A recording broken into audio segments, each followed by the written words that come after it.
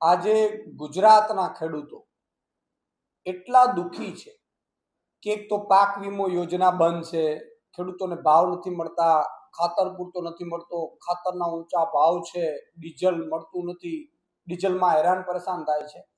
આટલું ઓછું હોય તેમ રાજ્ય સરકાર પ્રેરિત ખેડૂત ઉપર એક મોટી આફત આવી છે.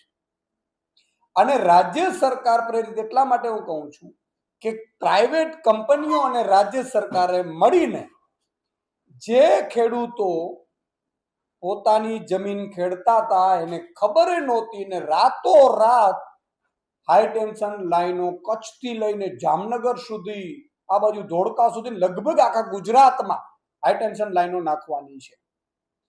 ત્યારે સવાલ ઈ થાય છે કે ખેડૂતોને અત્યારે પોતાના ખેતરમાં જવા માટે પોલીસ સાથે ઘર્ષણ થઈ રહ્યું છે. શું કામ થઈ રહ્યું છે? તો કે વળતર પૂરતું મળતું નથી, વળતર કોઈક ત્રીજો નક્કી કરે છે. અને મેં એવું સાંભળ્યું છે, આ તપાસનો વિષય છે, કે કંપનીઓ જે વીજ કંપનીઓ છે, જે થાંભલાઓ નાખે છે, પવનચક્કીઓ નાખે છે, આ વીજ કંપનીઓ કરોડો રૂપિયાનો ફંડ ક્યાંક કોઈક પાર્ટીને આપી રહી છે, નેતાઓને કોન્ટ્રાક્ટ આપી રહી છે ભાજપના, અને સાથે સાથે કેટલાક અધિકારીઓ પણ આમાંથી કમાઈ રહ્યા છે. પણ ખેડૂતને કાંઈ મળતું નથી. ખેડૂતની જમીનમાં થાંભલા નાખીને આ લોકો કરોડો કમાવાના છે. કઈ રીતે કમાવાના છે? આ પ્રાઇવેટ કંપનીઓ છે.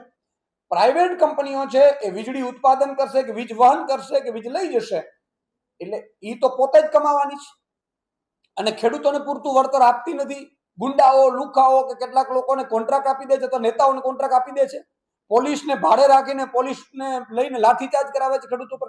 ગઈકાલે જે મોરબીના જેતપર ગામે એક મંત્રીના ગામમાં જે રીતે પોલીસે મહિલાઓ, બાળકો, ખેડૂતો ઉપર અત્યાચાર કર્યો, એ અત્યાચારની હદ વટાવી દીધી. આ પેલા સુરેન્દ્રનગરમાં, આ પેલા દ્વારકામાં, જામનગરમાં, રાજકોટમાં, તમામ જગ્યાએ પોલીસને આગળ કરીને ભાજપ છે એ ખેડૂતો પર અત્યાચાર કરી રહી છે.